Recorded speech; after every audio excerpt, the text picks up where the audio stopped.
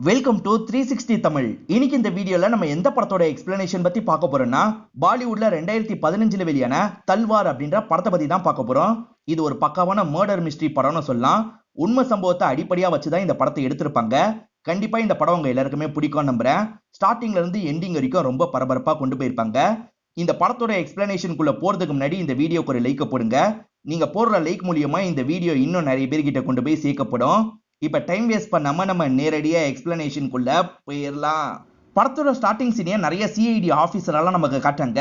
வருஷத்துக்கு ஒரு தடவை ஃபங்க்ஷன் மாதிரி கொண்டாடுவாங்க போல. அந்த மாதிரி ஒரு ஃபங்க்ஷன் நடக்குது. அங்க ஹெட்டா இருக்கவர் எல்லாருக்குமே கையெல்லாம் கொடுத்துட்டு இருக்காரு. இதுல ஒருத்தர் தான் நம்ம ஹீரோ. நம்ம ஹீரோட பேரு அஸ்வின் அப்படின்றது. ஹீரோக்கு ஒரு சீனியரை ரொம்ப பிடிக்கும். அவரோட பேரு ராம் சங்கர் அப்படின்றது. ராம் சங்கர் இருக்காரு பாத்தீங்களா, எல்லார்கிட்டயுமே ஹீரோவை பத்தி பெருமையா பேசிட்டு இருக்காரு. புதுசா ஒரு கேஸ் இருக்கு, அதை ஹீரோ தான் ஹேண்டில் பண்ணும் அப்படின்ற மாதிரி கேஸ் டீடைல் எல்லாம் தந்துடுறாரு. ஸ்ருதின்னு ஒரு பொண்ணு இறந்து போயிருப்பாங்க. வெறும் 14 வயசு தான் அந்த பொண்ணுக்கு. அந்த கேஸை தான் ஹீரோ கிட்ட தந்திருக்காங்க. அந்த கேஸை பத்தி ஹீரோக்கு ஏற்கனவே தெரியும்.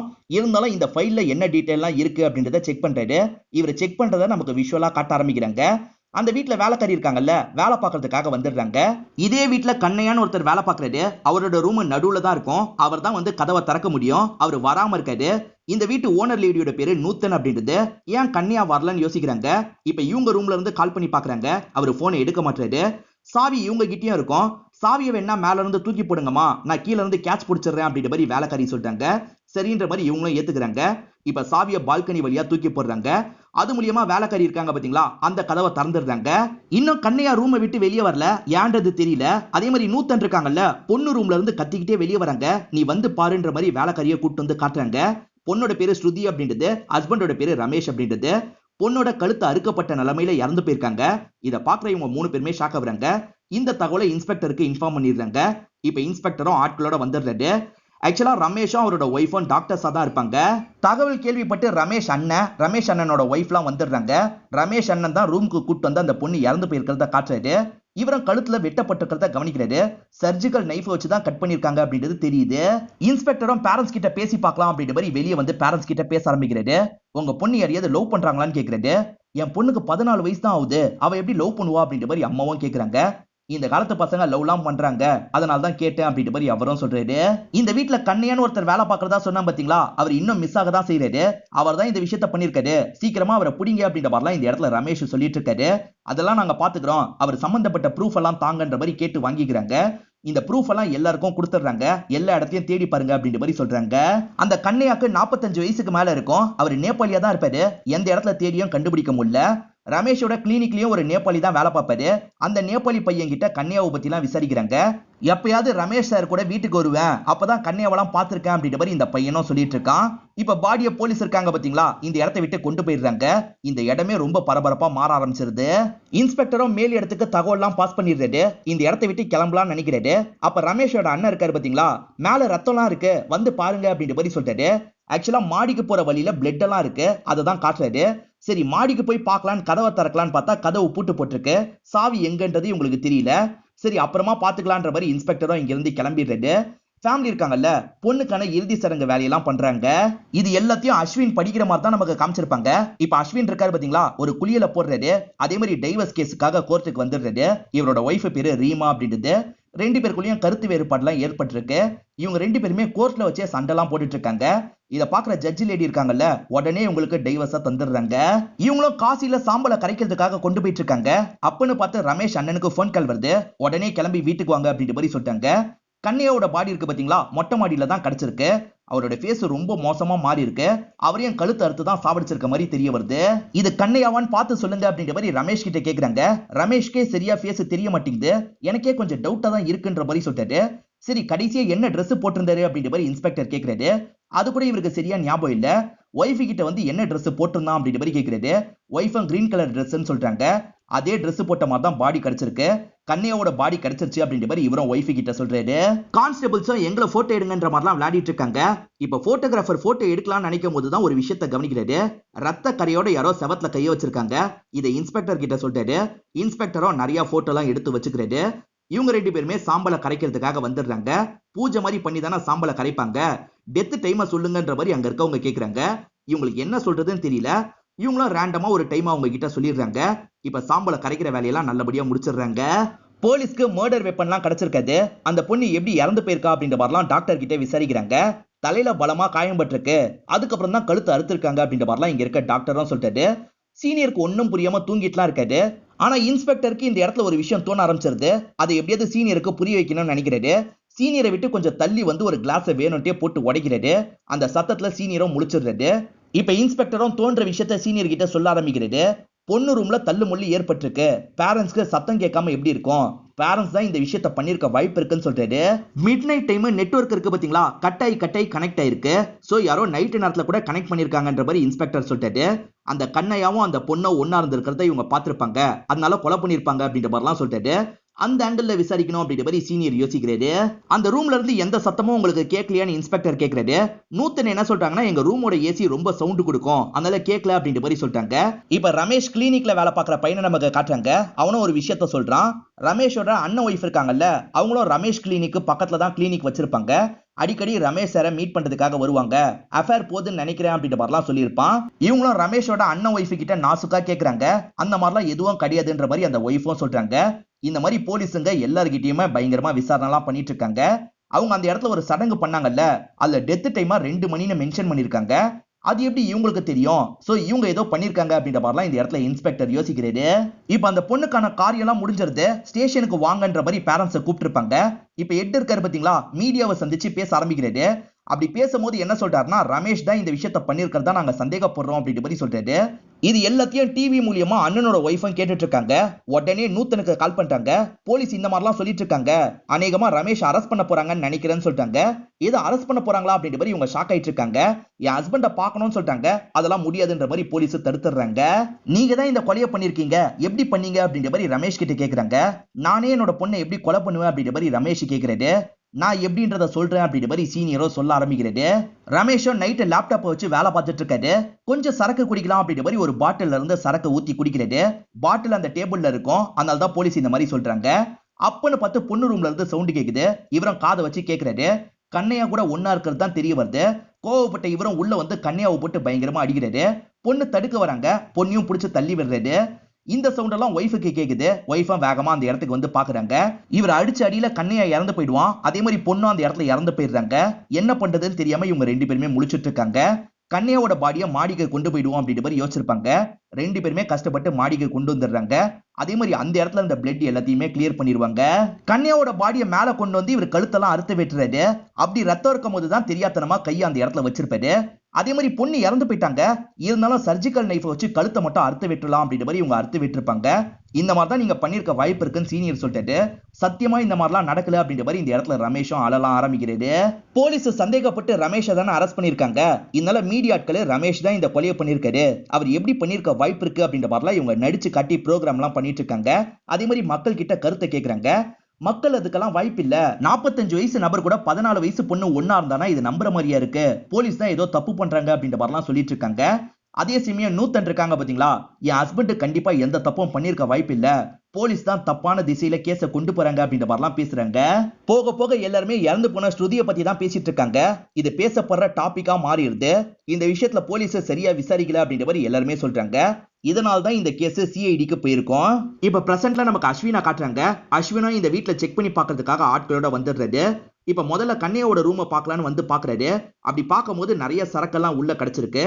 கண்ணையா சரக்கெல்லாம் அடிக்கடி அடிப்பாரா அப்படின்ற மாதிரி இவர் கேட்கிறாரு. அவர் சரக்கச்சு நான் ஒரு வாட்டி கூட பார்த்தது இல்ல, எப்படி சரக்கெல்லாம் வந்ததுன்றது எனக்கு தெரியல அப்படின்ற மாதிரி ஒய்ஃபும் சொல்லிட்டு இருக்காங்க. ரத்தம் மேல் படிக்கட்டுல தானே சிந்தி இருந்தது, ஆனா கீழ் படிக்கட்லயும் சிந்தி இருக்கிறது இப்பதான் உங்களுக்கு தெரிய வருது. போலீஸ் ஸ்டேட்மெண்ட் படி அவங்க மேலதான் கொண்டு போயிருக்காங்க, அப்ப கீழே எப்படி ரத்தம் வந்தது அப்படின்ற மாதிரிலாம் யோசிக்கிறாரு. இப்ப ஹீரோவும் ரமேஷை பாக்குறதுக்காக வந்துடுறாரு. அன்னைக்கு என்ன நடந்தது தெளிவா சொல்லுங்கன்னு கேக்குறாரு. இந்த இடத்துல ரமேஷும் நடந்த விஷயத்த சொல்றாரு. காலையில டைம் இவங்க 2 பேருமே நல்லா தூங்கிட்டு இருக்காங்க. வேலைக்காரி திரும்ப திரும்ப காலிங் பெல் அடிக்கிறாங்க. கண்ணையா ஏன் இன்னும் கதவை திறக்கல அப்படின்ற மாதிரிலாம் 2 பேருமே யோசிக்கிறாங்க. அதுக்கப்புறம் தான் ஒய்ஃபும் வெளியே வந்து வேலைக்காரியா பார்த்திருப்பாங்க. கன்னியாக்கு கால் ட்ரை பண்ணிருப்பாங்க. கன்னியாக்கு கால் போயிருக்காது. வேலைக்காரியா சாவியை தூக்கி போடுங்கம்மா நான் வந்துடுறேன்னு சொல்லியிருப்பாங்க. அதனால தான் இவங்க சாவியை தூக்கி போட்டிருப்பாங்க. ஹஸ்பண்ட் இப்ப எந்திரிச்சு வெளியே வந்துடுறாரு. இந்த சரக்கை யார் இங்க வச்சான்ற மாதிரி யோசிக்கிறாரு. நைட்டு இவர் சரக்கு எடுக்கல, வேற யாரோ தான் எடுத்திருக்காங்க போல. இப்பதான் திடீர்னு ஒய்ஃபு கத்துறாங்க. என்ன ஏதுன்னு உள்ள வந்து பாக்குறாரு. பார்த்தா அந்த இடத்துல பொண்ணு இறந்து போயிருக்காங்க. அதுக்கப்புறம் தான் ஒய்ஃப் வேலைக்காரியை பார்த்து கத்திருப்பாங்க. வேலைக்காரியும் பார்த்து ஷாக் ஆயிருப்பாங்க. சத்தியமா நாங்க இந்த விஷயத்த பண்ணல, எங்களுக்கே ஷாக்கிங்கா தான் இருந்தது அப்படின்ற மாதிரி ரமேஷ் சொல்றாரு. நீங்க பண்ணலனே வச்சுக்கலாமே, பண்ண சவுண்ட் உங்களுக்கு கேட்காதா? அது எப்படி கேட்காம இருக்கும்னு கேக்குறாரு. எங்க ரூம்ல இருக்க ஏசி ரொம்ப சவுண்ட் கொடுக்கும், பக்கத்து ரூம்ல என்ன நடக்குதுன்றதே எங்களுக்கு கேட்காது அப்படின்ற மாதிரி சொல்லிட்டு, சரி அதை செக் பண்ணி பாத்துருவோம் அப்படின்ற மாதிரி ஹீரோவும் யோசிக்கிறாரு. ஹீரோவும் டீமும் அந்த இடத்துக்கு வந்துடுறாங்க. அந்த ரூம்ல நீங்க செக் பண்ணி பாருங்கன்ற மாதிரி சொல்றாரு. இவர் ரொம்ப தள்ளி இருக்கிற ரூம்க்கு வந்துடுறாரு. இப்ப அந்த ரூம்ல பாட்டெல்லாம் பாடுறாங்க. அதெல்லாம் இவருக்கு கேக்குதான்னு பாக்குறதுக்காக. ஆனா சுத்தமா அவங்க பாடுறதே இவருக்கு கேட்கவே மாட்டேங்குது. சோ கண்டிப்பா அந்த ரூம்ல எது நடந்தாலும் தெரியாது போல நினைக்கிறாரு. மாடியில ரத்தக்கரை மாதிரி ஒரு ஃபிங்கர் பிரிண்ட் கிடைச்சது பாத்தீங்களா, அதெல்லாம் இவங்க கலெக்ட் பண்ணிருக்கணும்ல. ஆனா போலீஸ் கலெக்ட் பண்ணலன்னு உங்களுக்கு தெரிய வருது. அதை எப்படி கலெக்ட் பண்ணாம இருப்பாங்கன்ற மாதிரிலாம் இவர் யோசிக்கிறாரு. இப்ப இன்ஸ்பெக்டர் கிட்ட ஏன் கலெக்ட் பண்ணலன்னு கேக்குறாரு. நான் கலெக்ட் பண்ணி கொடுத்தேனே அப்படின்ற மாதிரி அசிஸ்டன்ட்ட பார்த்து சொல்லிட்டாரு. அந்த அசிஸ்டன்ட் நான் இவங்கிட்ட கொடுத்தேன் அப்படின்ற மாதிரி இன்னொருத்தரை காட்டுறாரு. ஆக மொத்தத்துல யாருமே அந்த வேலையை பண்ணலன்றது தெரிய வருது. திரும்பி எடுக்கலான்னு பார்த்தா மலையில நனைஞ்சிருக்கும், இவங்களால திரும்பி அதை எடுக்க முடியாது. இப்ப ஹீரோ இருக்கார்ல, திரும்பி ரமேஷ் கிட்ட பேச ஆரம்பிக்கிறாரு. 2 மணிக்கு தான் இறந்து போனாங்க, நீங்க எப்படி சொன்னீங்க அப்படின்ற மாதிரி கேக்குறாரு. ரமேஷும் அதுக்கான காரணத்தை சொல்லிட்டாரு. அவங்க கேட்டதுக்கு இவங்களால டைம் சொல்ல முடியாம முழிச்சிட்டு இருந்தாங்கல்ல, அப்ப ரமேஷோட அண்ணன் தான் இந்த டைமை வச்சுக்கோங்க, ஏன்னா என்ன டைம்னு எங்களுக்கு சரியா தெரியலன்ற மாதிரி டைமை சொல்லியிருப்பாரு. அவங்களும் 2 மணி நோட் பண்ணிருப்பாங்க. தோராயமா மட்டும் தான் சொன்னோம் அப்படின்ற மாதிரி ரமேஷ் சொல்றாரு. லைட் டிடெக்டரை வச்சு ஹஸ்பண்டையும் ஒய்ஃபையும் செக் பண்ணலாம்னு நினைக்கிறாங்க. இப்ப அந்த டிவைஸை மாட்டிடுறாங்க. முதல்ல ஜென்ரலான கேள்வியை கேட்கறாங்க. அவங்களும் கரெக்டான பதில சொல்லிட்டு இருக்காங்க. இந்த மாதிரி கேட்டுட்டு இருந்தவங்க நீங்க தானே கொலை பண்ணீங்க அப்படின்ற மாதிரி கேக்குறாங்க. இவங்க 2 பேருமே நாங்கெல்லாம் பண்ணல அப்படின்ற மாதிரி சொல்லிட்டு இருக்காங்க. இவங்க சொல்றதெல்லாம் உண்மை அப்படின்ற மாதிரி தான் வருது. ஹீரோக்கும் ஒய்ஃபுக்கும் டைவர்ஸ்லாம் முடிஞ்சிருச்சு பாத்தீங்களா. இப்ப இவர் சம்பந்தப்பட்ட சில பொருட்கள்லாம் அவங்க கிட்ட இருக்கும். அதெல்லாம் பேசி கொடுக்கறதுக்காக தான் வர வச்சிருக்காங்க. இவ்வளவுதான் பொருளா, சரி நான் கிளம்புறேன் அப்படின்ற மாதிரி ஒய்ஃபுக்கு கடைசியா ஒரு குட் பை சொல்லிட்டு இங்க இருந்து கிளம்புறாரு. போலீஸ் ஸ்டேட்மெண்ட் படி கண்ணையாவை கீழே கொலை பண்ணிட்டாங்க, அதுக்கப்புறம் மாடிக்கு கொண்டு போய் போட்டாங்கன்ற மாதிரி தானே இருக்கு. கீழே கொஞ்சமாவது பிளட் ட்ரேசஸ் கிடைச்சிருக்கோம்ல, அந்த மாதிரி எதையும் அவங்க சப்மிட் பண்ணிருக்க மாட்டாங்க. எதையுமே இவனுங்க ஒழுங்கா பண்ணல அப்படின்ற மாதிரி ஹீரோ கோவப்படுறாரு. இன்ஸ்பெக்டர் தானே அந்த கேஸ் ஹேண்டில் பண்ணாரு, இன்ஸ்பெக்டரை கூப்பிட்டு எதுக்காக அதெல்லாம் கலெக்ட் பண்ணலன்னு கேக்குறாரு. இன்ஸ்பெக்டர் ப்ராப்பரா பதில சொல்ல மாட்டாரு. தெரியாம விட்டுட்டேன் அப்படின்ற மாதிரிலாம் சொல்லிட்டாரு. கோவப்பட்ட ஹீரோ இருக்கார்ல, நீ குனின்ற மாதிரி குனிய வைக்கிறாரு. இப்ப அவரோட லட்டியை வச்சு அவரே அடிச்சிட்டு இருக்காரு. ரமேஷ் தான் இந்த கொலையை பண்ணிருப்பாருன்னு முடிவுக்கு வந்ததுக்கு ஒரு காரணத்தை சொல்லுங்கன்ற மாதிரி ஹீரோ கேக்குறாரு. இந்த இன்ஸ்பெக்டர் இருக்கார்ல, நெட்டு கட்டாய் கனெக்ட் ஆயிருக்கு அப்படின்ற மாதிரி சொல்றாரு. யோ அது இப்பயும் அப்படிதான் ஆயிட்டு இருக்கு அப்படின்ற மாதிரி ஹீரோவா சொல்றாரு. இப்ப ரமேஷோட ஹெல்பர் பையனை கூப்பிட்டு விசாரிக்க ஆரம்பிக்கிறாங்க. ரமேஷோட அண்ணன் ஒய்ஃப் அடிக்கடி ரமேஷ் சாரை பாக்குறதுக்காக வருவாங்க, மணிக்கணக்கா ரூம்குள்ள பேசிப்பாங்கன்ற மாதிரி சொல்றான். அதுதான் அவங்க 2 பேர் ஒன்னா இருப்பாங்கன்றத இன்டைரக்டா சொல்றான். இப்ப இவங்க இருக்காங்க பாத்தீங்களா, ரமேஷோட அண்ணன் கிட்ட விசாரணை பண்றதுக்காக வீட்டுக்கு வந்துடுறாங்க. அந்த ஹெல்பர் பையனை பத்தி என்ன நினைக்கிறீங்க அப்படின்ற மாதிரிலாம் கேக்குறாங்க. இந்த லேடியும் பார்த்த ஒரு விஷயத்தை இந்த இடத்துல சொல்ல ஆரம்பிக்கிறாங்க. அந்த பையனை ரமேஷ் ஒரு வேலையை பண்ண சொல்லியிருப்பாரு, அதை கூட அந்த பையன் சரியா பண்ணிருக்க மாட்டான். ஒரு சின்ன வேலையை கூட உன்னால சரியா பண்ண முடியாதா அப்படின்ற மாதிரி திட்டிருப்பாரு. இவங்க வரும்போதுதான் திட்டுற விஷயத்த கவனிச்சிருப்பாங்க. இதெல்லாம் ஹீரோவும் கேட்டு வச்சுக்கிறாரு. அதே மாதிரி அந்த காலனியை சுத்தி இருக்க வேலைக்காரங்க எல்லாரையும் வர வச்சிடுறாரு. உங்களுக்கு என்ன தெரியும் அப்படின்ற மாதிரிலாம் தனித்தனியா எல்லார்கிட்டயும் பேசி பாக்குறாரு. இருந்தாலும் பிரோஜனமா ஹீரோக்கு எதுவுமே கிடைக்க மாட்டேங்குது. மணி சங்கர் இருக்காரு பாத்தீங்களா, இந்த கேஸை கிராக் பண்றதுக்கு உனக்கு இன்னும் 15 நாள் தான் டைம் இருக்கு, அதுக்குள்ள ஏதாவது பண்ண பாரு அப்படின்ற மாதிரி சொல்லிட்டாரு. சரின்ற மாதிரி ஹீரோவும் ஏத்துக்கிறாரு. இங்கதான் இன்டர்வல போடுறாங்க. அந்த ஹெல்பர் பையன் மேல ஹீரோக்கு டவுட் வந்துருது. அவன் வீட்டை செக் பண்ணி பார்க்கணும்ன்ற மாதிரி டீமோட வந்துடுறாரு. அப்படி செக் பண்ணி பார்க்கும்போது ஒரு ஷார்ப்பான கத்தி கிடைக்குது. இது கூட மர்டர் வெப்பனா இருக்கலாம்ன்ற மாதிரி டாக்டர் சொல்றாங்க. மருந்து கொடுத்து மனசுல இருக்கிறதெல்லாம் பேச வைப்பாங்க பாத்தீங்களா, அந்த மாதிரி நம்ம செக் பண்ணி பார்க்கலாம்ன்ற மாதிரி யோசிக்கிறாங்க. டாக்டர் எப்படியும் ரெக்கார்ட் பண்ண போறாங்க, அதை ஹீரோ கிட்ட தான் தர போறாங்க. அதுக்கெல்லாம் எனக்கு பொறுமை இல்ல, நீங்க போன் ஆன்லயே வச்சிருங்க அப்படின்ற மாதிரி சொல்லிட்டாரு. இவங்களும் போன் ஆன்ல வச்சுட்டு பேச ஆரம்பிக்கிறாங்க. கண்ணையாவை உனக்கு தெரியும்னு கேக்குறாங்க. தெரியும்ன்ற மாதிரி இந்த பையன் சொல்றான். சரி அன்னைக்கு நைட் என்ன நடந்தது, நீ அந்த இடத்துல இருந்தியா அப்படின்ற மாதிரிலாம் கேக்குறாங்க. ஆமா இருந்தன்ற மாதிரி சொல்றான். ரேஷம்னு ஒரு பாட்டை பாடுறான். ஆக்சுவலா அந்த இடத்துல இவன் மட்டும் இருந்திருக்க மாட்டான், ரமேஷோட டிரைவரும் இருக்கான். 2 பேருமே கண்ணையோட ரூம்குள்ள தான் இருக்காங்க. அந்த இடத்துல ரேஷம்னு ஒரு பாட்டை பாடிட்டு இருக்காங்க. டிரைவரை பொறுத்த வரைக்கும் அந்த பொண்ணு மேல ஒரு கண்ணு இருக்கும். என் காதலி மேல நேரத்துக்கு தூங்கிட்டு இருப்பாளு அப்படின்ற மாதிரிலாம் இவங்க 2 பேரை பார்த்த மாதிரி சொல்றான். இந்த ஹெல்பர் பையன் இருக்கான் பாத்தீங்களா, அந்த கத்தியை வச்செல்லாம் விளையாடிட்டு இருக்கான். அதே சமயம் கன்னியா கிட்ட சரக்கை எடுத்துட்டு வாங்கன்ற மாதிரி சொல்றான். கன்னியாக்கு சரக்கு அடிக்கிற பழக்கம் இல்ல, இவங்களுக்காக எடுக்கிறதுக்காக அந்த இடத்துக்கு வருது. அந்த கேப்ல இவனுங்க 2 பேர் இருக்காங்கல்ல, அந்த பொண்ணை பார்க்கணும் அப்படின்ற மாதிரி சைலண்டா அந்த பொண்ணோட ரூம் கதவை திறக்கிறதுக்கு பாக்குறாங்க. அந்த பொண்ணு அந்த சமயம் புக்கு தான் படிச்சிட்டு இருக்கா. இவனுங்க 2 பேருமே திறந்து உள்ள போக பாக்குறாங்கல்ல, இத கண்ணியா கவனிச்சிடுறது. என்னடா பண்ணிட்டு இருக்கீங்க, முதல்ல என் ரூம்க்கு போங்க அப்படின்ற மாதிரிலாம் சொல்லிட்டு இருக்காரு. என்ன பேசுற சவுண்ட் கேக்குது அப்படின்ற மாதிரி இந்த பொண்ணு யோசிக்கிறா. என்ன ஏதுன்னு பாக்குறதுக்காக கதவை திறந்து வெளியே வரா. அவ பாத்துட்டால, அதனால இவங்க 2 பேருமே சடனா அந்த பொண்ணை லாக் பண்ண பாக்குறாங்க. கன்னியா விடுங்கன்னு தடுக்கிறது. இவங்க லாக் பண்ண பார்த்ததுல அந்த பொண்ணு தெரியாதனமா ஒரு இடத்துல இடிச்சிருவா. இப்ப பேச்சு மூச்சு இல்லாம இருக்கா. அதை பாக்குற இவங்களுமே பயப்படுறாங்க. இது வரைக்கும் சொன்னவன் சொன்னதை நிறுத்திடுறான். கேட்டுட்டு இருக்க டாக்டரும் மேற்கொண்டு சொல்லுன்னு கேக்குறாங்க. அவன் சொல்லாம மயங்கிடுறான். இதெல்லாம் இந்த சைட்ல இருந்து ஹீரோவும் கேட்டுட்டு இருக்காருல்ல. ஆல்மோஸ்ட் குற்றவாளியை புடிச்சாச்சுன்னு நினைக்கிறேன், இன்னும் கொஞ்சம் கேட்டு பாருங்கன்னு சொல்லிட்டாரு. இதுக்கு மேல கேட்க முடியாது, அவங்கிட்ட வேணா கேட்டுறலாம்னு சொல்றாங்க.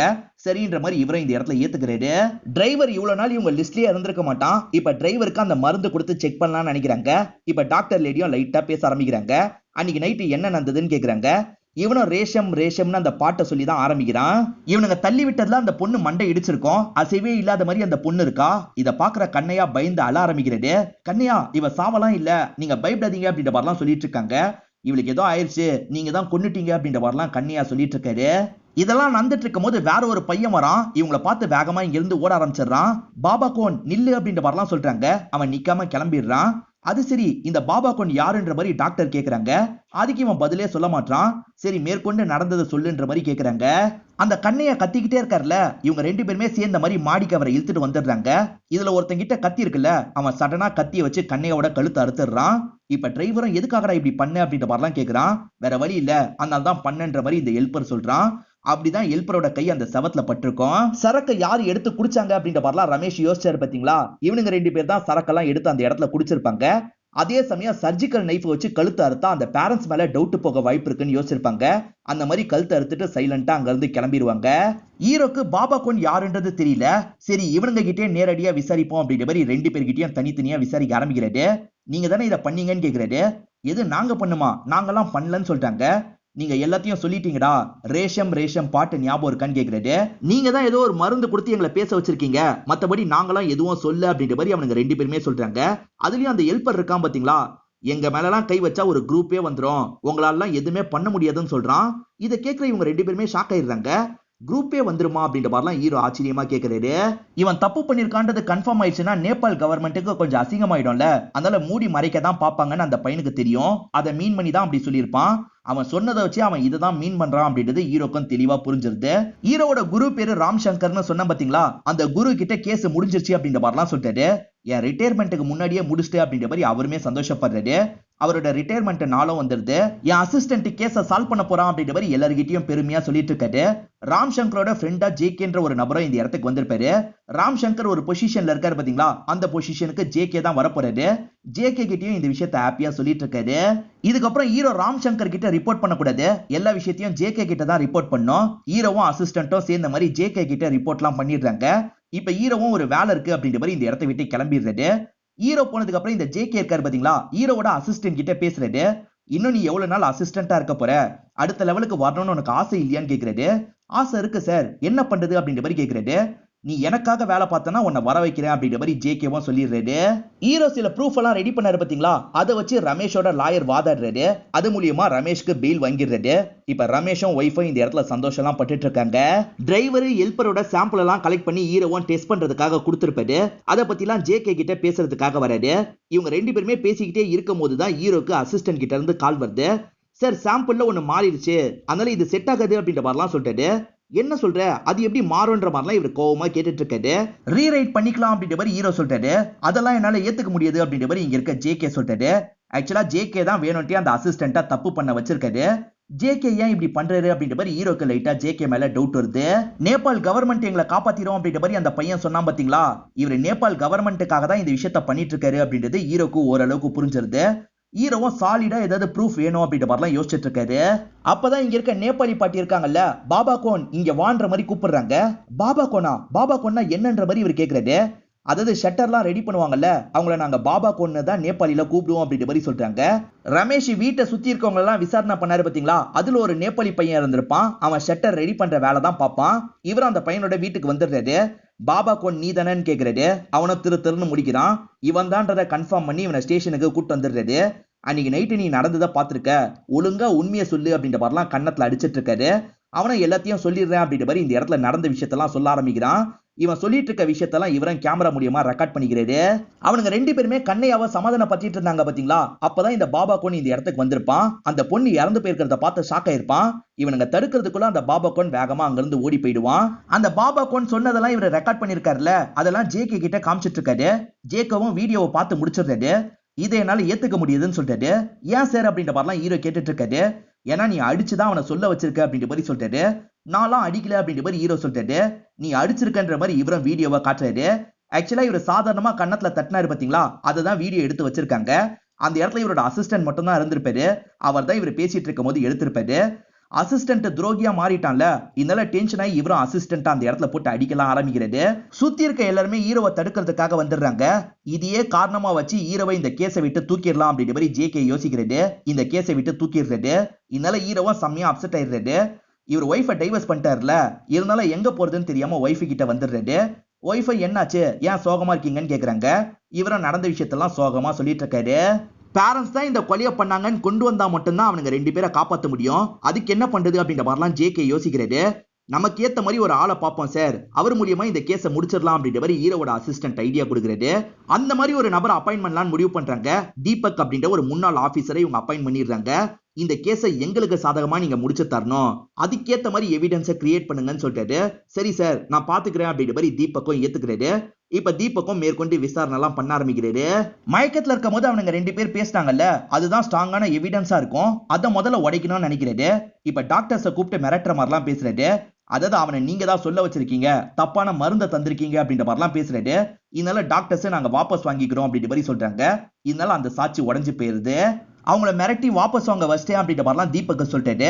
அதே டெஸ்ட் மூலியமா இந்த பேரண்ட்ஸை லாக் பண்ணலாம் நினைக்கிறாரு. அந்த டாக்டர்ஸும் சரி நாங்க டெஸ்ட் பண்றோம் அப்படின்ற மாதிரி ஏத்துக்கிறாங்க. பேரண்ட்ஸ் கிட்ட நீங்க தானே கொன்னீங்க அப்படின்ற மாதிரிலாம் கேக்குறாங்க. பேரண்ட்ஸ் இருக்காங்கல்ல, நாங்க தூங்கிட்டு தான் இருந்தோம், எந்திரிக்கவே இல்லைன்ற மாதிரிலாம் சொல்லிட்டு இருக்காங்க. சோ இந்த டெஸ்ட்ல பேரண்ட்ஸ் மேல இவங்களால பழிய போட முடியல. எப்படியாவது அந்த 2 பேர் மேல இந்த கேஸ் போற மாதிரி பண்ணிட்டு அந்த 2 பசங்களை காப்பாத்தணும்ன்றதுக்காக இவங்க ஒவ்வொரு விஷயமா பார்த்து பண்ணிட்டு இருக்காங்க. தீபக் இருக்காரு பாத்தீங்களா, அவரோட கோல்ஃப் பேட்டால் தான் அடிச்சு கொன்னாருன்ற மாதிரி நம்ம கொண்டு வந்துடலாம், அதுக்கேத்த எவிடன்ஸ் எல்லாம் செட் பண்ணிடலாம் அப்படின்ற மாதிரி சொல்லிட்டாரு. அதுக்கேத்த மாதிரி இவங்க வேலை பாக்குறாங்க. தேவையான எவிடன்ஸை செட் பண்ணிடுறாங்க. ஜேகேக்கு மேல ஒரு ஹெட் இருப்பாரு, அந்த ஹெட்டுக்கு தான் ஜேகே அனுப்பணும். அந்த ஹெட் 2 பேரோட ரிப்போர்ட்டையும் பாக்குறாரு. 2 பேர்கிட்டயும் டிஸ்கஸ் பண்ணிட்டு தான் முடிவை எடுக்கணும்ன்ற மாதிரி யோசிக்கிறாரு. அதனால ஹீரோக்கு கால் பண்றாரு. நீங்களும் ராம் சங்கரும் வந்துருங்க அப்படின்ற மாதிரி சொல்லிட்டாரு. ராம் சங்கரும் இவரும் அந்த இடத்துக்கு வந்துடுறாங்க. இவங்க என்ன சொல்றாங்கன்னா அந்த 2 பசங்க தான் இந்த தப்பு பண்ணிருக்காங்கன்னு சொல்றாங்க. அந்த சைடு ஹீரோவோட அசிஸ்டன்ட் இருக்காரு, தீபக் இருக்காரு, இதை தாண்டி ஜேகே இருக்காரு. அவங்க என்ன சொல்றாங்கன்னா இந்த 2 பேர் அந்த தப்பை பண்ணல, பேரண்ட்ஸ் தான் அந்த தப்பை பண்ணிருக்காங்க, அதுக்கான எவிடன்ஸ் எல்லாம் எங்க கிட்ட இருக்குன்ற மாதிரி நிறைய எவிடன்ஸ் எல்லாம் காமிச்சிட்டு இருக்காங்க. இவங்க காட்டுற எல்லா எவிடன்ஸையும் இந்த சைடுல இருக்க ஹீரோவும் ராம் சங்கரும் உடைச்சிட்டு இருக்காங்க. ஒரு ஸ்டேஜுக்கு மேல தீபக் வைக்கிற எவிடன்ஸை இவங்க 2 பேரால உடைக்க முடியல. காரணம் அந்த எவிடன்ஸ்லாம் அவங்க கிரியேட் பண்ண எவிடன்ஸா இருக்கும், ஃபேக்கா தான் பண்ணிருக்காங்க அப்படின்றது தெரியுது. ஆனா இவங்களால எதிர்த்து எதுவுமே பண்ண முடியல. இதெல்லாம் கேட்டுட்டு இருக்க எட்டு இருக்காரு பாத்தீங்களா, நான் இவங்களோட ரிப்போர்ட்டை தான் ஃபைனலா எடுத்துக்க போறேன் அப்படின்ற மாதிரி சொல்லிட்டாரு. ஹீரோவால எதுவுமே பண்ண முடியல. அதனால ஹீரோ அப்செட் ஆன மாதிரி இங்க இருந்து எந்திரிச்சு போயிடுறாரு. இவங்க நினைச்ச மாதிரியே அவங்க 2 பேர் மேல பழிய போட்டுறாங்க. இவங்க கிட்ட இருக்க ஆதாரத்தை அடிப்படையில் அவங்க 2 பேருமே இவங்க கோர்ட்டுக்கு இழுக்கிறாங்க. திரும்பி விசாரணைக்காக அவங்க 2 பேருமே கோர்ட்டுக்கு வந்துட்டு இருக்காங்க. வர வழியில பொதுமக்கள் இருக்காங்கல்ல, இந்த ஹஸ்பண்டை போட்டு அடிக்கலாம் செய்யறாங்க. அதெல்லாம் தாண்டி இவரும் கோர்ட்டுக்கு வந்து உட்கார்றாரு. இந்த கேஸும் நடக்க ஆரம்பிக்குது. சிஐடியை பொறுத்த வரைக்கும் இவங்க 2 பேர் மேலேயும் குற்றச்சாட்டு வச்சிருக்காங்க. இவங்க தரப்பு லாயரும் இவங்களை எப்படியாவது காப்பாத்திரலாம்னு நினைக்கிறாரு. ஆனா காப்பாத்த முடியல. இவங்களுக்கு எதிராக தான் ஜட்ஜ்மெண்ட்லாம் வந்துருது. அவங்க 2 பேரோட ஜட்ஜ்மெண்ட்டை பத்திலாம் நியூஸ்ல சொல்லிட்டு இருக்காங்க. இதை ரீமாவும் கேக்குறாங்க. உண்மையிலே என்ன நடந்தது அப்படின்றத ஹஸ்பண்ட் இவங்க கிட்ட எக்ஸ்பிளைன் பண்ணிருப்பாரு. தப்பே பண்ணாம இவங்களுக்கு தண்டனை கிடைக்குது அப்படின்ற மாதிரி அவங்க யோசிக்கிறாங்க. இவங்க 2 பேருக்குமே தண்டனையை தந்தாச்சுல்ல, இவங்க 2 பேருமே சேர்ந்த மாதிரி ஜெயிலுக்குள்ள போக ஆரம்பிக்கிறாங்க. அவங்க குடும்பத்தை சேர்ந்த எல்லாருமே அழுதுதான் இவங்க 2 பேரையும் வழி அனுப்புறாங்க. இதோட தல்வார் அப்படின்ற இந்த படம் முடிஞ்சிருது. இந்த படத்தை உண்மை சம்பவத்தை பேஸ் பண்ணி தான் எடுத்திருப்பாங்க. இந்த படம் வந்த டைம்ல ரிவ்யூலாம் பாசிட்டிவா தான் வந்தது. அதே சமயம் இந்த படத்தோட டீம் இருக்காங்கல்ல, இந்த பேரண்ட்ஸ் தப்பே பண்ணல அப்படின்ற மாதிரி அவங்களுக்கு முட்டு கொடுக்குற மாதிரி நிறைய காட்சி வச்சிருக்கிறதாவும் விமர்சனம் வந்தது. இந்த படம் உங்க எல்லாருக்குமே பிடிச்சிருக்கோம் நம்புறேன். உண்மை சம்பவத்தை நிறைய பேர் கேட்டிருக்க கூட வாய்ப்பு இருக்கு. இந்த படம் எந்த அளவுக்கு அது கூட கனெக்ட் ஆகுது அப்படின்றத நீங்க சொல்லுங்க. இந்த வீடியோ உங்களுக்கு பிடிச்சிருந்ததுன்னா லைக் பண்ணுங்க, கமெண்ட் பண்ணுங்க, மறக்காம 360 தமிழ் சேனலை சப்ஸ்கிரைப் பண்ணுங்க. தொடர்ச்சியா இந்த மாதிரி வீடியோக்கள் வந்துகிட்டே தான் இருக்கும்.